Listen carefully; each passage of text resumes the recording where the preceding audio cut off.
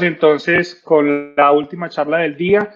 Recuerden que en el chat de YouTube, si ustedes no están en YouTube, ingresen a dragonheart.tv, automáticamente los va a redireccionar a YouTube y de paso les va a salir una ventanita a la que van a tener que darle suscribirse para poder ir. Esto no es verdad, pero agradecemos mucho que le den suscribirse. La última, no sé si ya están presentes, va a ser a través de dos colombianos, Tatiana y Andrés Guerrero. Ellos van a hablar un poco sobre War Driving, hicieron un recorrido muy interesante y documentaron todo el tema del War Driving en la ciudad de Bogotá, Colombia. Nos van a mostrar algo muy interesante. Recuerden que en el chat tenemos 4 enlaces distintos de Twitter para que ustedes den retweet. No saben cuál vamos a utilizar para regalar las últimas entradas del día, así que esperen hasta el final para hacer este proceso. Los dejamos entonces con Tatiana y Andrés. Disfruten el Dragonheart Security Conference. War Driving, mi nombre es Tatiana Pérez, actualmente me desempeño como analista de ciberseguridad, soy estudiante de último semestre de Ingeniería de Sistemas y tengo algunas certificaciones relacionadas al tema. También tenemos un canal de YouTube que se llama Root for Everyone, de allí salió esta propuesta para la charla, en donde vamos a estar subiendo pues contenido relacionado, temas de ethical hacking, de hardware y de pruebas que vamos a estar mostrándoles ahí. Entonces, si quieren ver más de nuestro contenido, les invito a ingresar a la página. Ahí en pantalla pueden ver la URL, así que pues bienvenidos. También hago parte de una comunidad que se llama Hackers Latam, de la cual soy miembro como fundador. Entonces, si les interesa ser parte o conocer más de su funcionamiento, nos pueden visitar en Twitter y pues allá estamos publicando información, o solicitar nuestro enlace para Telegram y también allí pueden participar de forma más activa. Y mi nombre es Andrés Camilo Guerrero Sánchez. Bueno, ¿yo qué hago? Actualmente trabajo como gerente de tecnología para una empresa de seguridad informática. Soy ingeniero de sistemas, especialista en seguridad de redes telemáticas. Al igual que Tatiana, soy certificado como Ethical Hacker. Tengo otras certificaciones relacionadas en el área y también hago parte de Root for Everyone. Aquí pueden encontrar también el enlace de YouTube donde pueden entrar al canal. Les comparto mi Twitter y también el @ de Root for Everyone para que nos sigan en Twitter. Antes de iniciar, les vamos a dejar este enlace. Este es el que van a poder utilizar para formular sus preguntas. La idea es que si tienen alguna duda que les vaya surgiendo durante algún slide o alguna pregunta externa que tengan, la vayan formulando durante la charla para que al final pues podamos tenerlas todas juntas y de pronto no tener tiempos muertos. Entonces ahí se los dejo para que puedan acceder. Ahora sí, sin más preámbulo, vamos a dar inicio pues con nuestro tema central, que es el War Driving.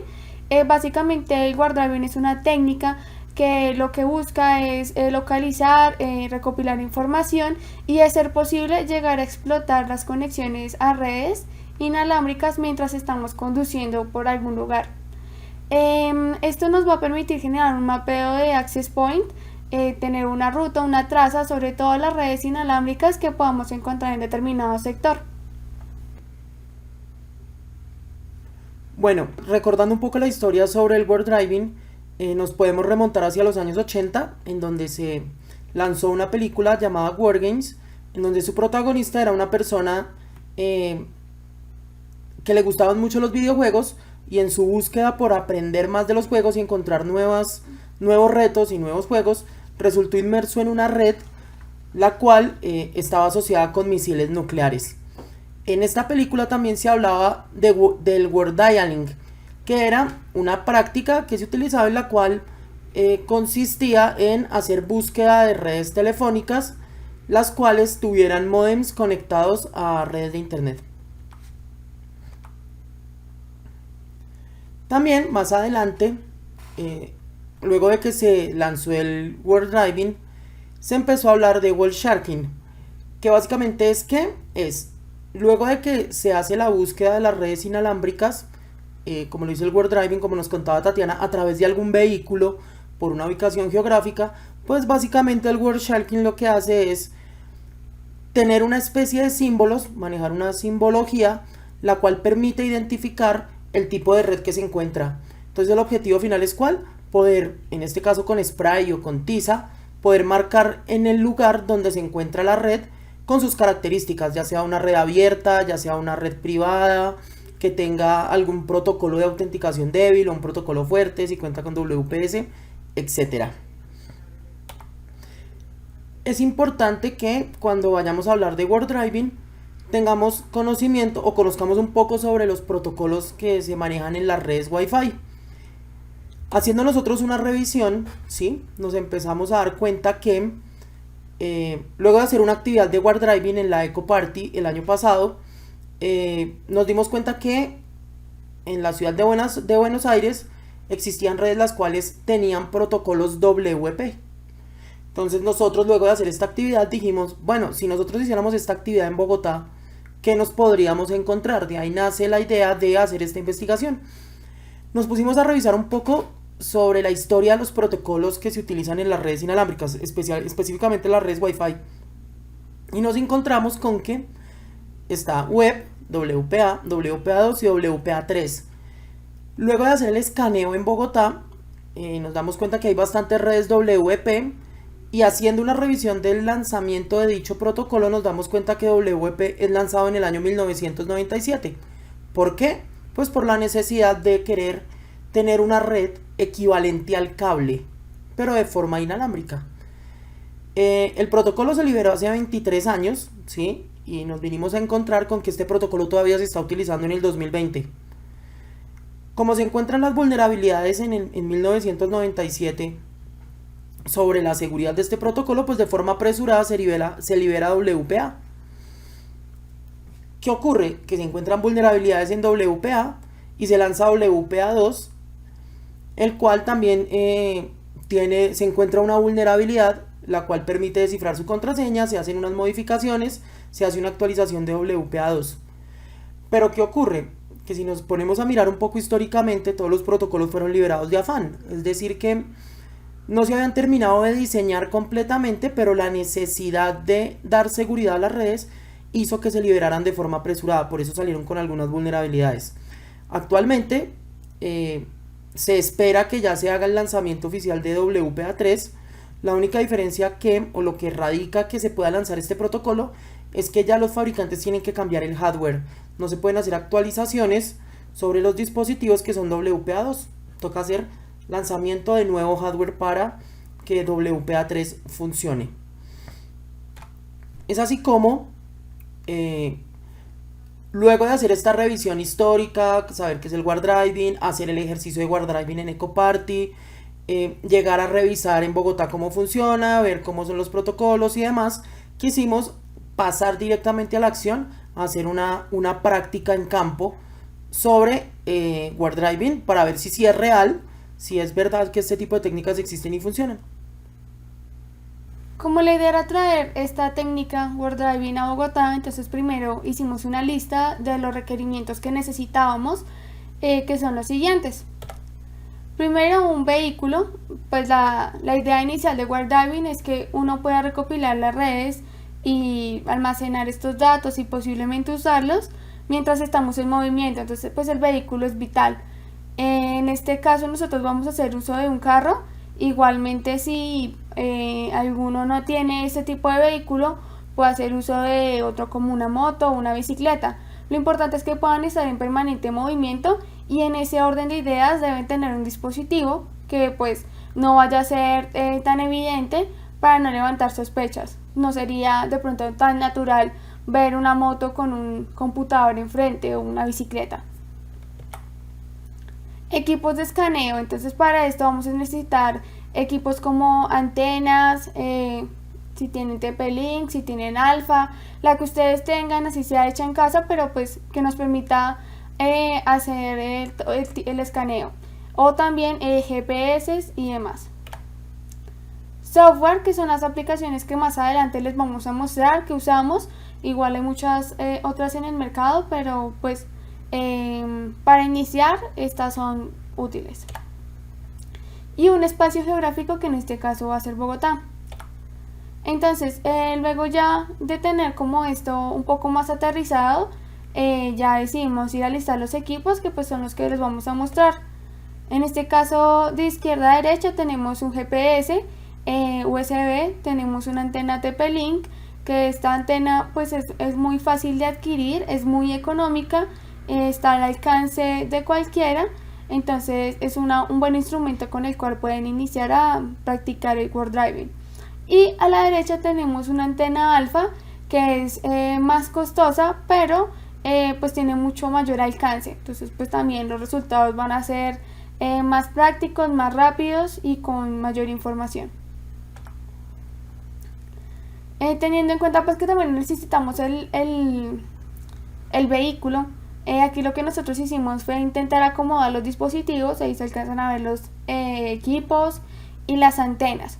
Sin embargo, pues esto no es algo habitual. Quizás si una persona del común lo viera desde afuera, podría levantar algún tipo de sospecha, por lo que los dispositivos son grandes. Además, si de pronto estamos manejando en una ciudad normal, como en todo lugar, hay sitios donde pues hay delincuencia. Entonces esto podría causar que al ser los dispositivos tan llamativos, tan vistosos y están acomodados en este sitio, pues si estamos solos en un carro, puede ser peligroso para nosotros. Así que también hay otras alternativas que no solamente se rigen a los equipos, a los computadores, sino que son mucho más prácticas de cargar a otro lado. Pues en este caso tenemos dos opciones. El carro con el que estábamos nosotros haciendo el Word Driving tiene una tableta incorporada que nos permite utilizar también un sistema operativo que es casi que igual al Android. Entonces ahí nos permite descargar aplicaciones, ejecutar como si fuera un teléfono Android sin ningún problema. Para cualquiera de los dos, bien sea para el carro, que es el que ven ahí en pantalla, o el teléfono que está en la parte superior, nosotros lo que hicimos fue descargar una aplicación que se llama Wiggle.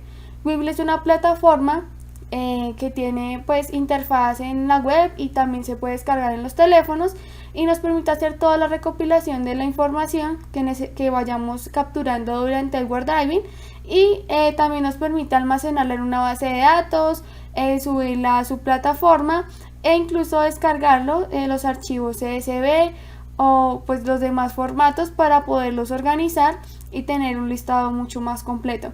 Entonces pues ahí ya se nos hace mucho más fácil, porque son dispositivos que no llaman tanto la atención, son comunes, y en caso de que no tengamos de pronto las antenas o un equipo con la capacidad de hacer la recolección de datos, pues el teléfono sí es algo que todos llevamos y es mucho más fácil.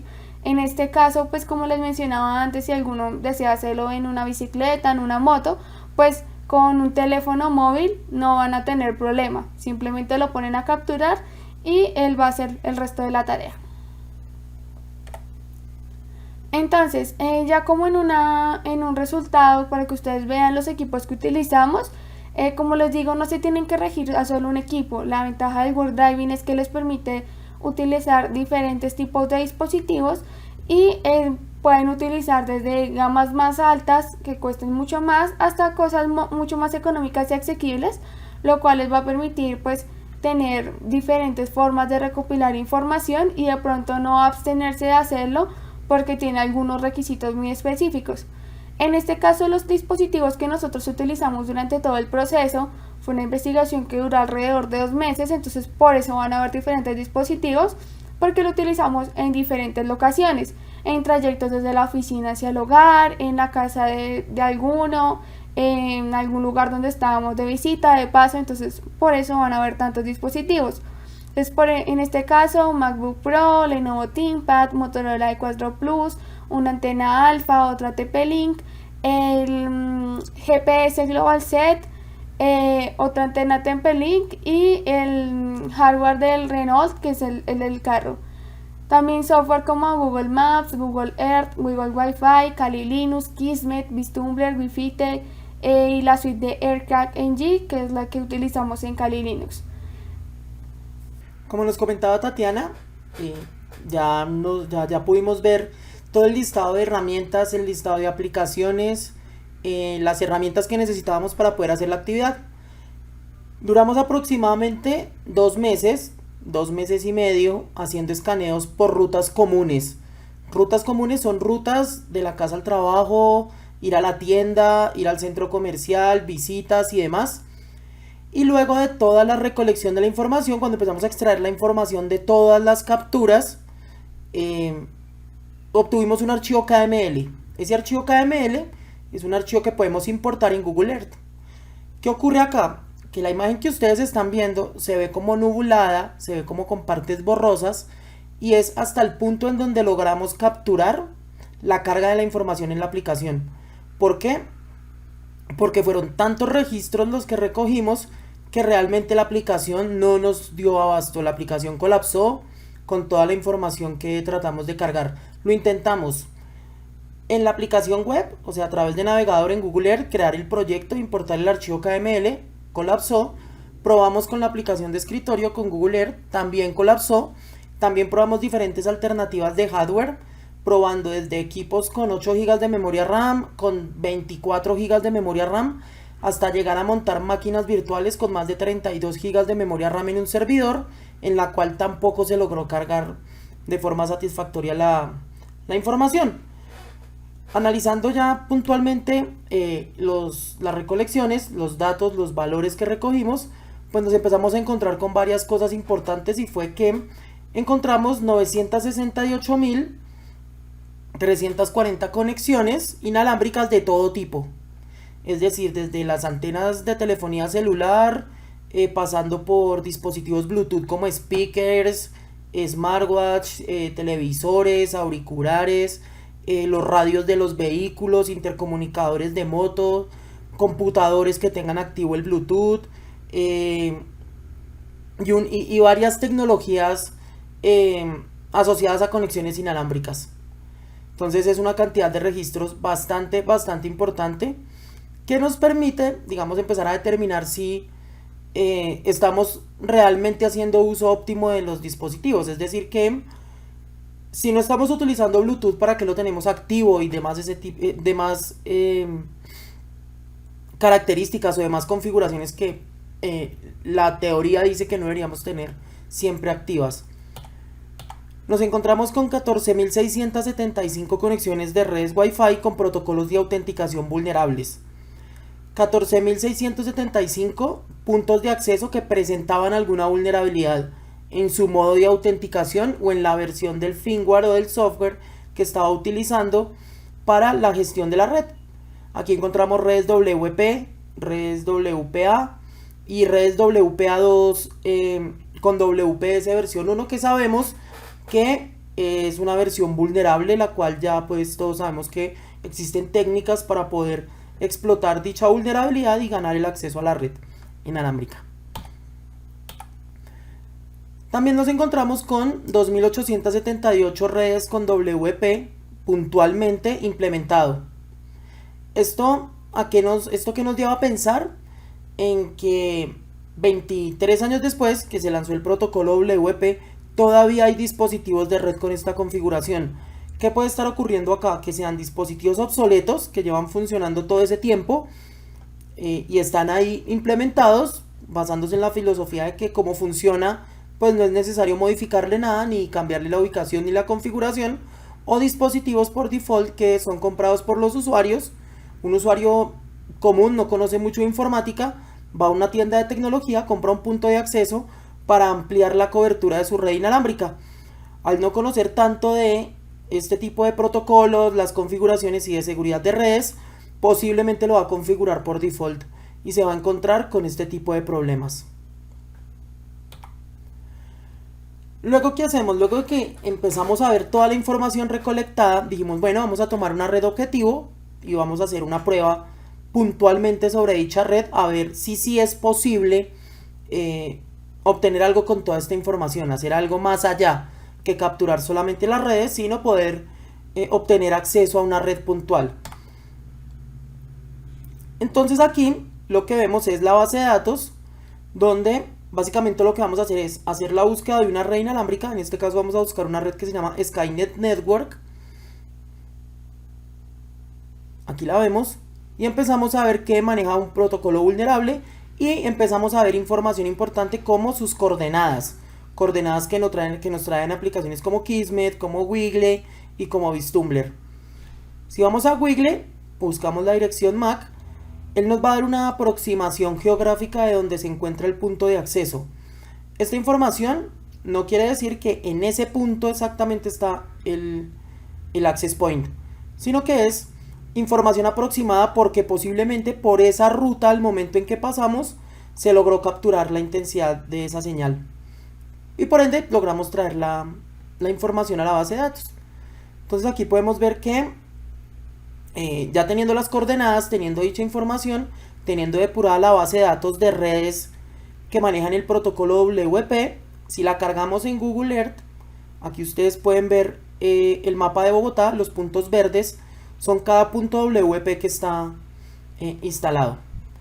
Si hacemos la búsqueda de la dirección que nos dictó Google Wi-Fi, pues nos vamos a encontrar que él nos va a dar una vista en tercera dimensión de la ubicación geográfica.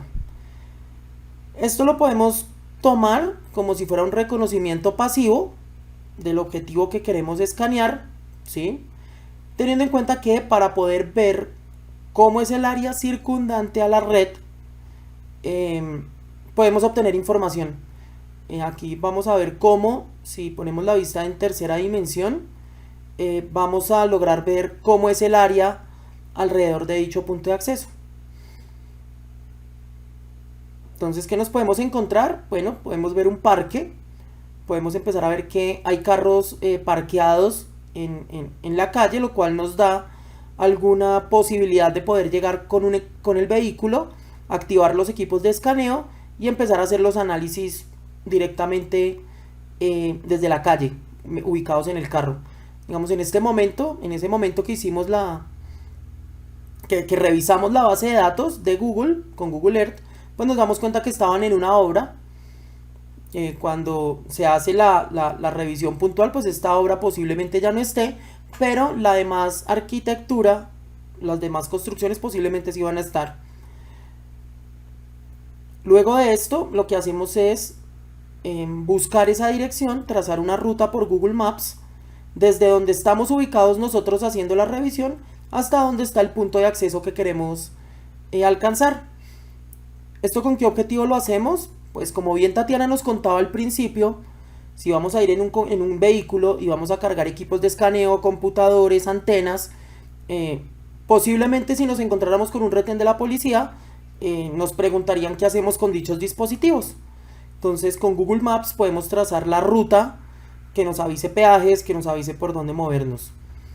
Ya cuando llegamos a la ubicación que nos trae Google Earth y con las coordenadas, pues lo que hacemos de una forma rápida es correr VisTumbler. VisTumbler es una herramienta que es funcional en Windows y en la cual podemos configurar nuestro GPS y nuestra antena para que él haga un monitoreo de las redes que están a su alcance.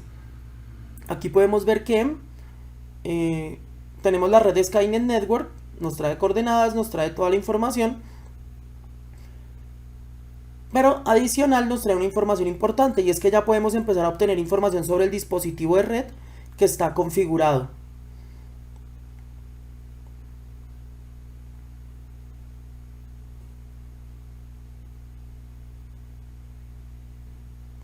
Entonces, si empezamos a mirar directamente los puntos de acceso y miramos puntualmente Skynet Network, empezamos a ver información como el tipo de protocolo que utiliza, su dirección MAC, el tipo de dispositivo, que es un tipo access point, ¿sí? Y volviendo al punto del protocolo vulnerable, pues aquí vemos que maneja WEP. Ya todos sabemos que WEP es uno de los protocolos de seguridad de redes inalámbricas más vulnerable que realmente ya no debería existir en ningún tipo de punto de acceso. Ya esa red debería estar realmente, ese tipo de protocolos, ese tipo de redes deberían estar dadas de baja.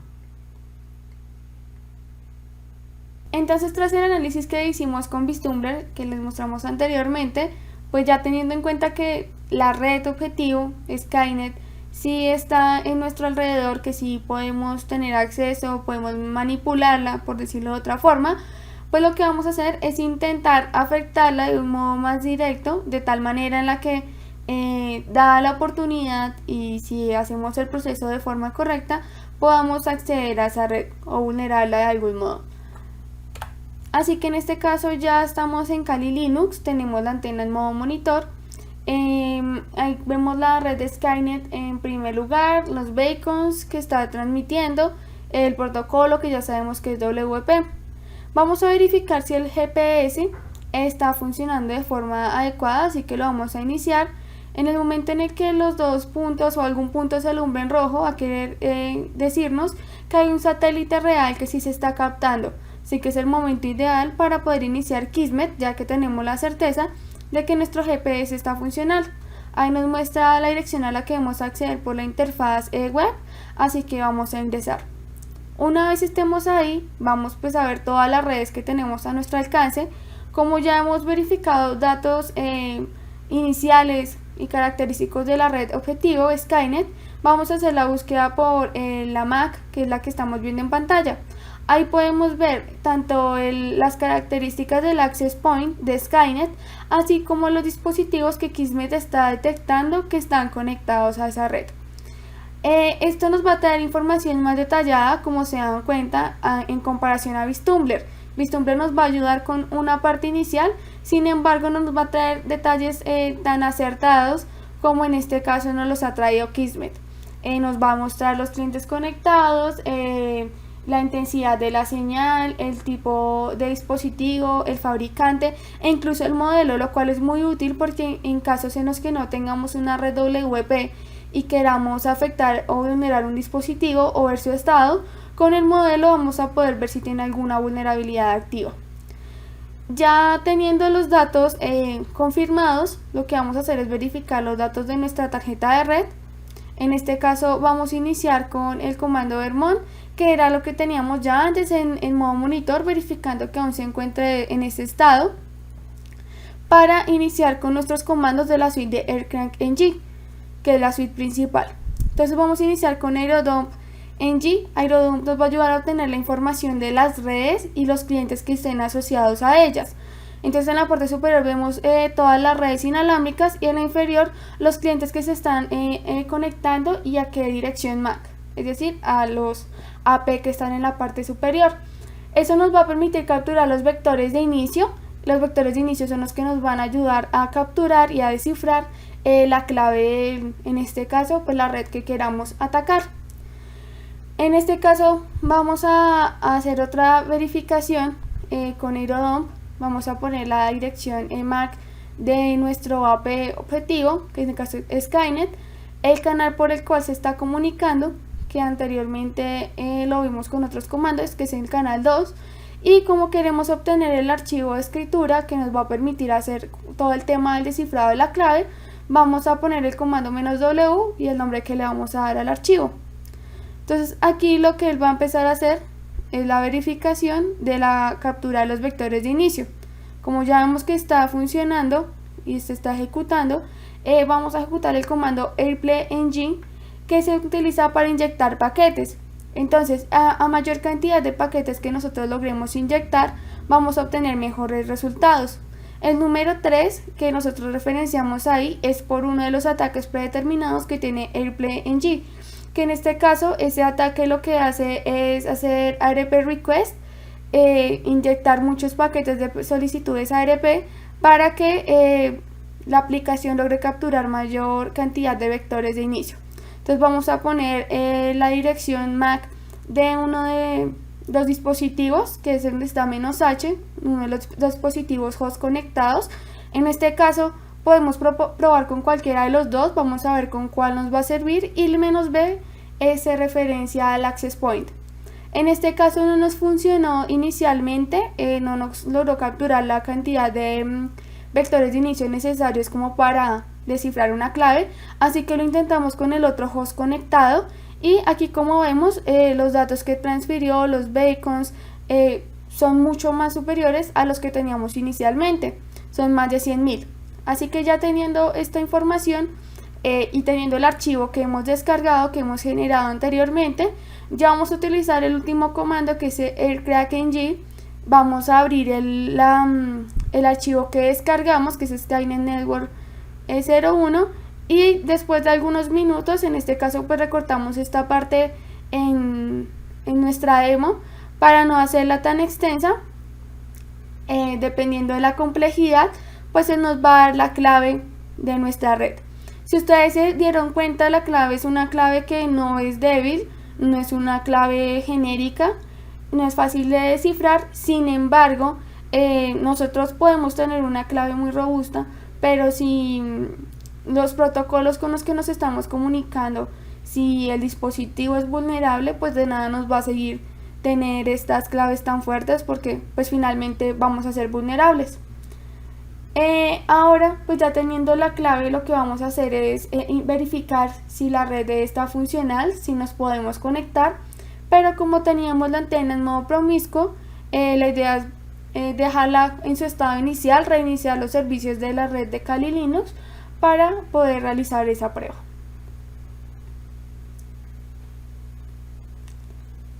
Así que una vez que se reinicie, pues la idea es conectarnos, verificar que pues la clave sí sea la correcta.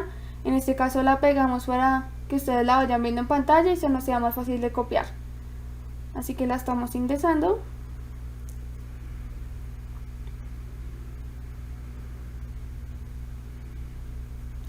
Y vamos a ver pues si realmente es la clave legítima de ese access point.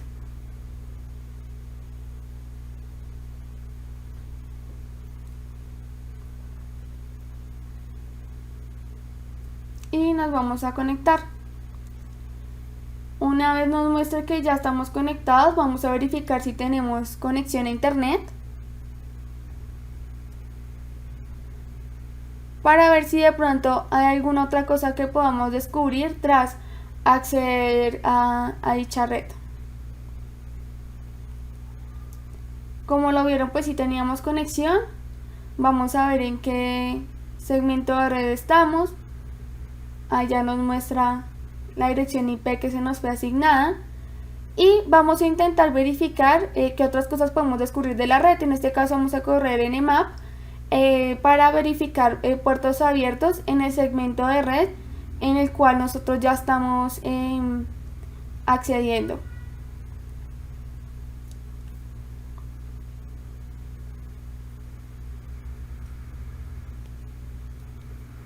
Con el resultado, la idea es verificar si podemos escalar a otro punto, si podemos obtener mucha más información. En este caso, si ustedes se están dando cuenta, nos está dando la dirección MAC de otro dispositivo, nos está dando la dirección IP e incluso la marca del dispositivo que está conectado, que en este caso es Dell.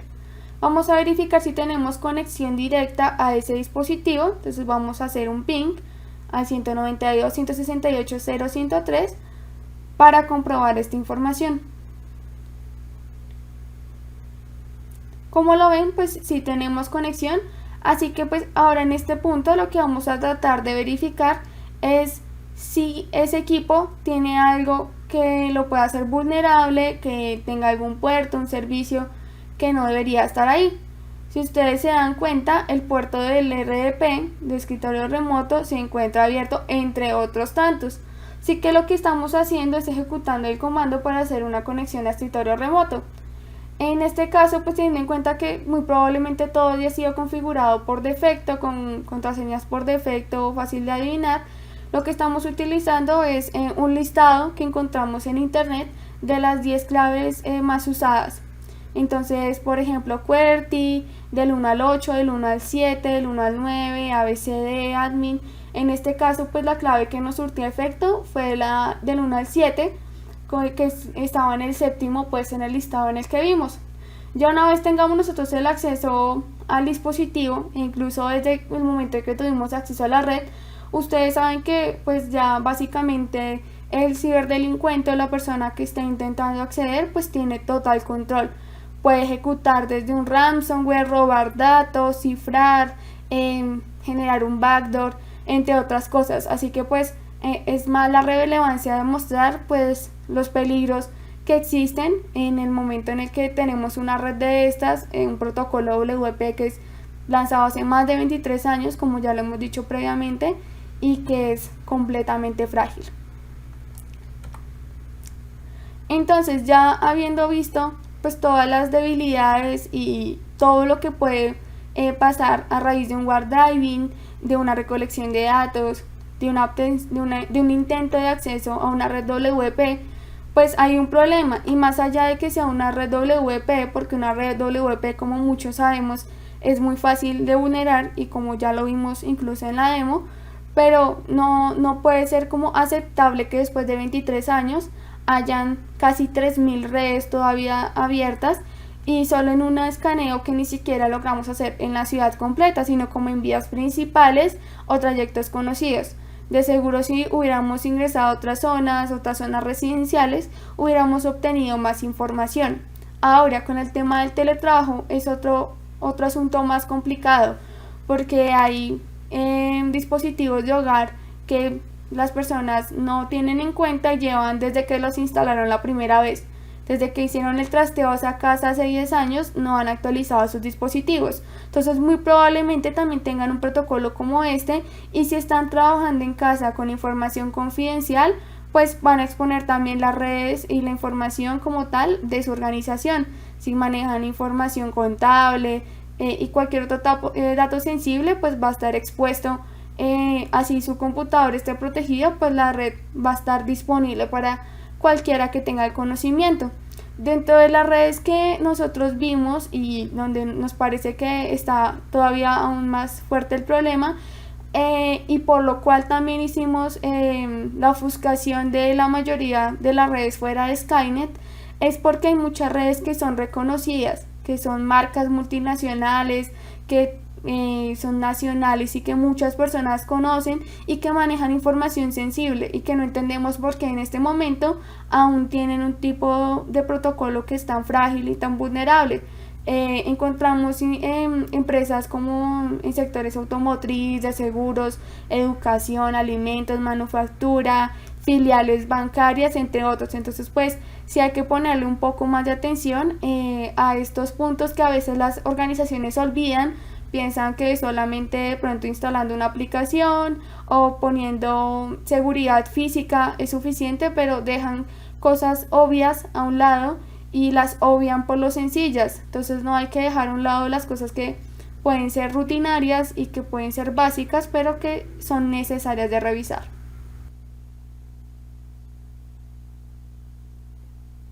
Bueno, como pudimos ver en la parte final de la demostración que nos hizo Tatiana, pues es preocupante el tema cuando nosotros empezamos a hacer la revisión de toda la información y nos empezamos a encontrar con que hay empresas que todavía utilizan WP.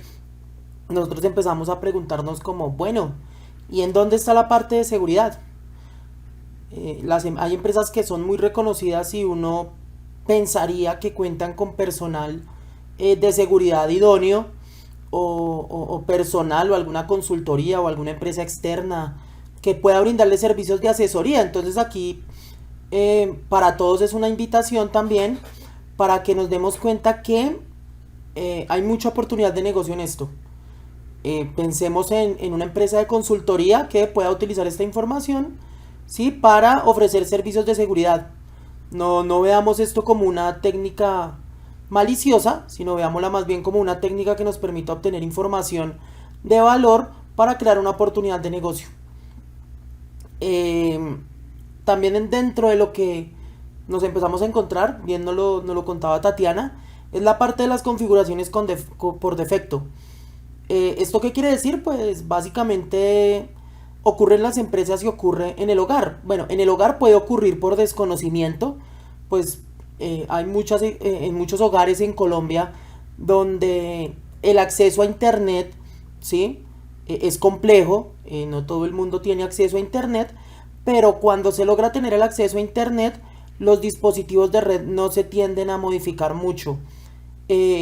Aprovechamos y les contamos que estamos desarrollando otra investigación, la cual está muy interesante porque hace referencia a ese tipo de configuraciones por defecto en los dispositivos de red que nos entregan los ISP, que también presentan una serie de vulnerabilidades realmente preocupantes. Entonces, eso por el lado del hogar. Y por el lado de la empresa, pues todos conocemos este tema en el cual muchas veces pensamos que comprar un dispositivo de seguridad entre más costoso sea, es porque más eficiente es. Y no es así. No, nosotros podemos tener un access point que cueste $2.000, pero si dentro de su configuración manejamos un protocolo vulnerable, pues realmente no estamos haciendo nada. Y es aquí donde nos encontramos con que muchos dispositivos son instalados por los usuarios en sus hogares. Como les decíamos, aquí ustedes pueden ir a una tienda de tecnología, comprar un access point.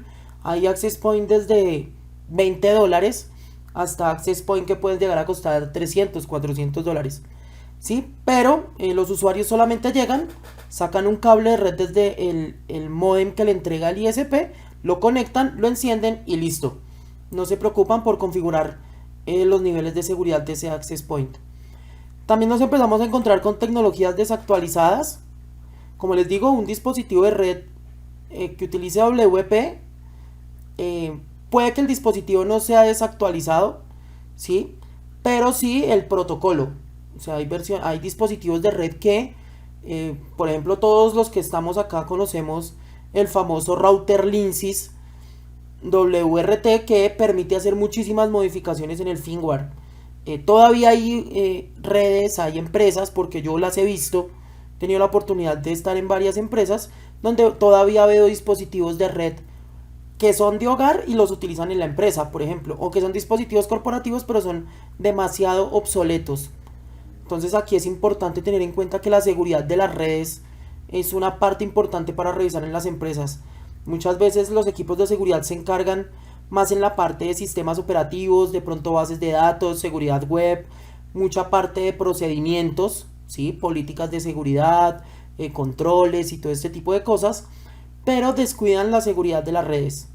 Olvidan que hay que segmentar las redes por VLANs, olvidan que hay que tener de pronto apagados las interfaces de los dispositivos de red que lo utilizamos, que hay que actualizar los firmware de los dispositivos de red, que hay que utilizar DMZs, que hay que utilizar una serie de configuraciones adicionales para proteger el acceso a nuestras redes. Entonces eso es muy importante, actualizar las tecnologías, y nos dimos cuenta que hay una gran cantidad de tecnología desactualizada en Bogotá en lo relacionado a redes inalámbricas. Otro tema importante y es la situación actual y el teletrabajo. En Colombia, de pronto para los que nos están viendo desde otros países, en Colombia la cultura del teletrabajo no es muy habitual. Colombia no es un país que tenga implementadas políticas de teletrabajo, trabajo remoto, home office en las compañías. ¿Qué ocurre? Que cuando aparece COVID-19 sale un decreto presidencial donde dice que todo el mundo tiene que estar confinado en sus casas, no se puede asistir a las empresas, pues muchas empresas hoy estaban trabajando, mañana no, y dejaron los dispositivos de red activos. Entonces, ¿qué ocurre acá? Que si yo no estoy dentro de la oficina, si no va a existir gente dentro de la oficina, pues no es necesario tener una red inalámbrica encendida. ¿Por qué? Pues porque esto da para que un ciberdelincuente pueda llegar a escanear la red, pueda llegar a tener una intrusión como tal en la infraestructura, y el administrador de red ni cuenta se dé. También tengamos en cuenta que muchas veces los servidores están encendidos, muchas tecnologías quedaron encendidas, y también hay prácticas en donde dispositivos como CCTV, que es todo lo que tiene que ver con circuitos cerrados de televisión, y los dispositivos biométricos, ¿sí? Que también es una parte muy importante en la seguridad, están conectados a la red. Entonces prácticamente un ciberdelincuente por medio de un protocolo vulnerable puede llegar a abrir una puerta o puede llegar a generar bastantes problemas en el funcionamiento de otros sistemas de seguridad, desactivar cámaras, lograr obtener información de DVRs, que también es un tema bastante interesante para estudiar sobre cómo implementar correctamente los sistemas de televisión, ya que todos aquí sabemos que por Shodan es hacer una búsqueda y nos vamos a dar cuenta de una gran cantidad de vulnerabilidades asociadas a dispositivos de seguridad, como lo son las cámaras. Entonces, ¿qué pasa? Que cuando COVID aparece, todo el mundo se va para la casa. Todo el mundo se lleva los dispositivos del trabajo. Se lleva computadores, se lleva tablets, se lleva dispositivos móviles para trabajar desde sus casas. Y otro problema que encontramos es que no existen VPNs implementadas. Entonces, si no existen VPNs implementadas, los usuarios se están conectando a las redes corporativas, a los servicios corporativos a través de su red Wi-Fi, que como sabemos el tráfico no va cifrado como si lo hace una VPN.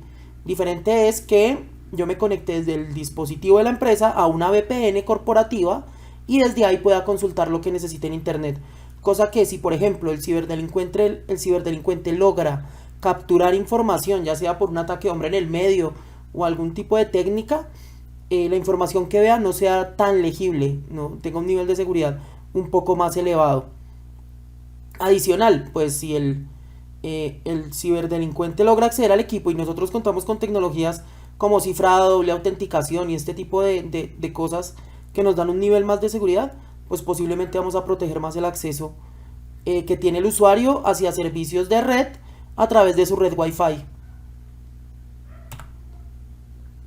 Bueno, protocolos inseguros, hemos hablado toda la charla sobre esto y es sobre que todavía existe WP implementado y esto no debería ocurrir. Y lo que les digo, aquí también es una invitación para que nosotros, los que somos administradores de sistemas, en las compañías donde trabajamos o si somos parte de algún equipo de soporte o de algún equipo de seguridad dentro de nuestra compañía, pues pensemos en esto. Hacer una revisión sobre los dispositivos de red, los access point, y sobre los mecanismos de seguridad que estamos utilizando. La seguridad de perímetro. Pues todos conocemos el UTM, conocemos el firewall, el IDS, el IPS, todo este tipo de tecnologías asociadas a la red que nos van a permitir proteger el tráfico de nuestra red cuando estamos de forma local, ¿sí? Pero ¿qué pasa? Que cuando llega COVID, pues la seguridad de perímetro se quedó en la oficina. Entonces, ¿qué ocurre? Que muchas compañías no tienen, como les digo, sistemas de VPN que permitan extender un poquito esa seguridad. Entonces, aquí la seguridad de perímetro, lastimosamente, no va. Los usuarios no tienen seguridad de perímetro en sus casas. Y las locaciones desocupadas, lo que les decía.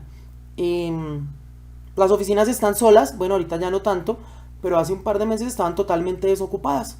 Esa es una puerta si las redes Wi-Fi están activas y tras del hecho manejan un producto vulnerable, manejan un protocolo vulnerable.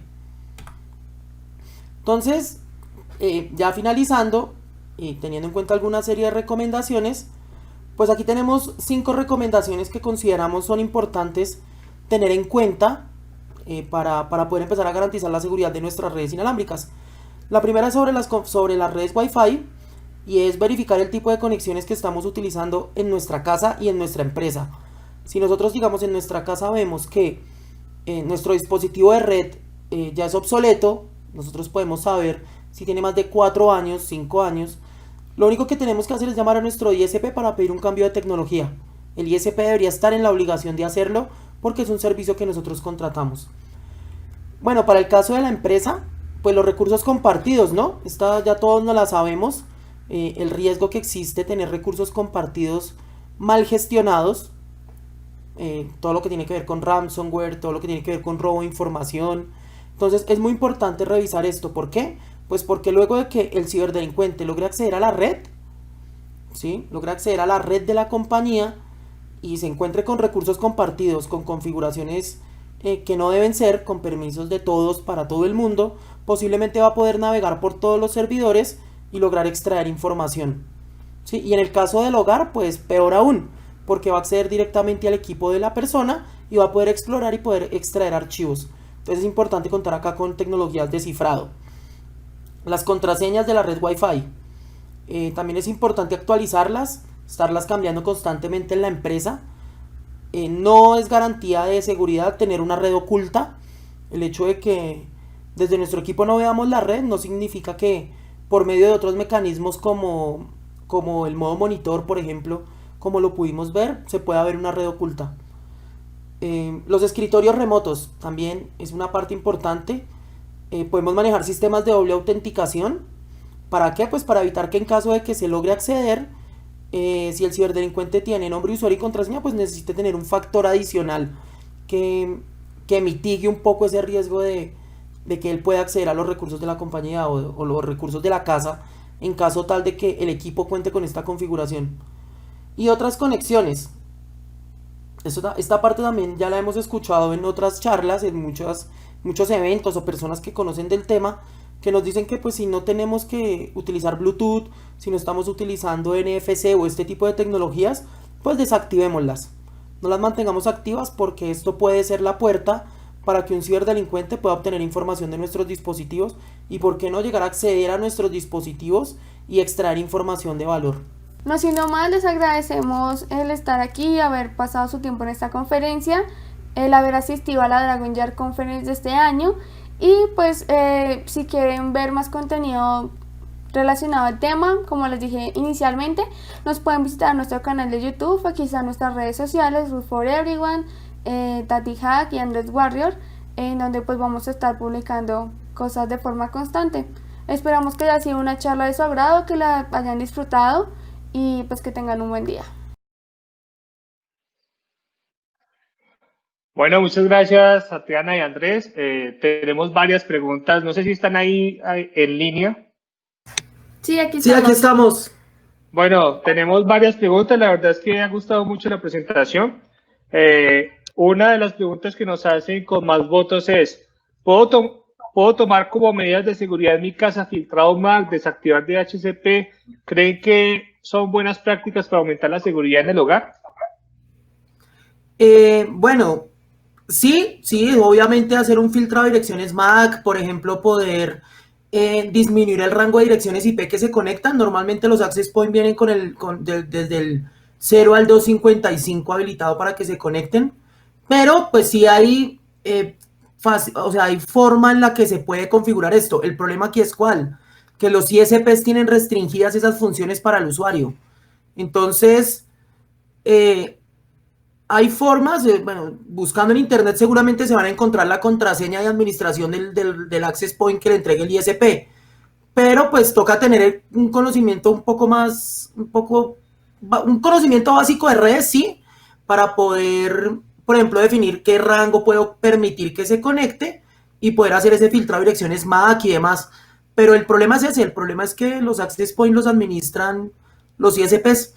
Y como les decíamos en la charla, pues mucho access point de usuario que va y compra, digamos aquí en Bogotá, en Unilago, un access point, pues lo configura por default y no conoce esas prácticas.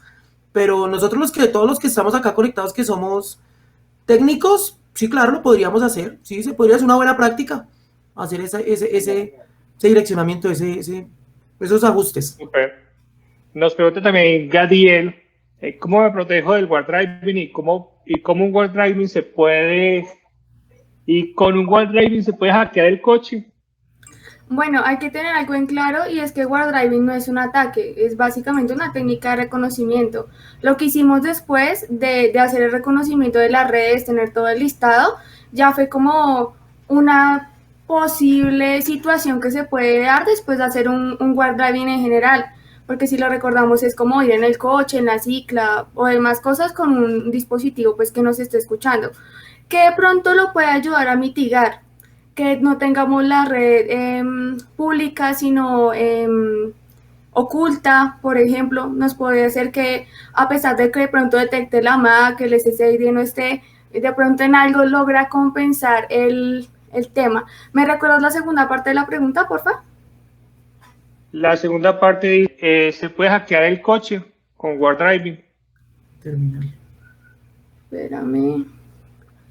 Pues en este caso, como nosotros con un wall driving hacemos la recolección de todas las redes, si de pronto el coche tiene activado el Bluetooth, no tiene ninguna contraseña o tiene algún mecanismo de wireless activado que no esté pues apropiadamente configurado, seguramente va a estar dentro de ese listado y al momento en el que hagamos la revisión de las redes que estén allí, pues vamos a poder detectar si es un protocolo vulnerable, si podemos hacer algo más. Entonces, pues ya depende como tal del tipo de tecnología que maneje el sistema que queramos atacar.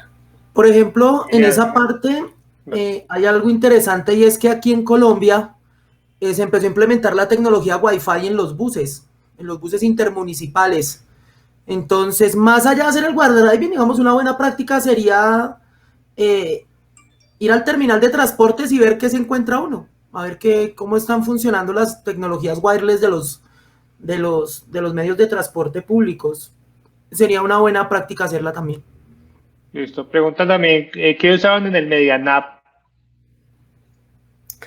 Ah, Sí, nosotros vemos esa pregunta, como en el Mediana App y cualquier otro dispositivo móvil, podemos descargar Wiggle Wi-Fi, que es la plataforma que explicamos en la tabla. Básicamente, pues un software que no te cobra, tú lo descargas, lo pones a analizar pues, el entorno, las redes que estén por ahí cerca, y al finalizar él te genera un archivo KML, un CSV que puedes subir o puedes descargar, o si lo quieres subir al sistema de ellos, a la base de datos online también lo puedes hacer. Entonces, básicamente esa es la aplicación de móvil. Y estaba también leyendo algo que mencionaba sobre que tenía que ser un teléfono muy costoso, y no, realmente no. No tiene que tener unas características muy avanzadas, ser un gama alta. De hecho, yo lo hice con un Samsung del año antepasado, quizás, la primera vez que lo utilizamos, y funcionó muy bien. Utilizamos un Motorola que también no tenía pues la gran capacidad en RAM ni almacenamiento, y funcionó bien. Quizás de pronto lo que cambia son los alcances que tenga ya como tal el dispositivo en cuanto a la antena, pero de resto funciona muy bien. Genial. Una última pregunta entonces, ¿tiene algún GitHub donde tenga listado las herramientas que utilizaron? Por ahora no lo tenemos, pero ya que nos plantearon esa posibilidad, lo podemos abrir. También vi por ahí que pues, querían seguir si subíamos ese contenido en alguna otra plataforma o si lo íbamos a publicar. Entonces, por ahora, pues no les vamos a decir que ya están en algún sitio, pero si quieren estar atentos a cuando lo publiquemos, nos pueden seguir en Root for Everyone o nuestras redes sociales, que fueron las que pusimos anteriormente, y ahí vamos a estar poniendo pues cuando las publiquemos. Genial. Muchísimas gracias a Tatiana y Andrés. Un gusto poderlos ver de nuevo. Y la verdad es que muy agradable la conferencia. Ay, no, muchas gracias a ustedes por la invitación. Y por Bueno, quedarse con gusto. hasta tan tarde, porque Y por ya quedarse llevan hasta todo el esta hora, día.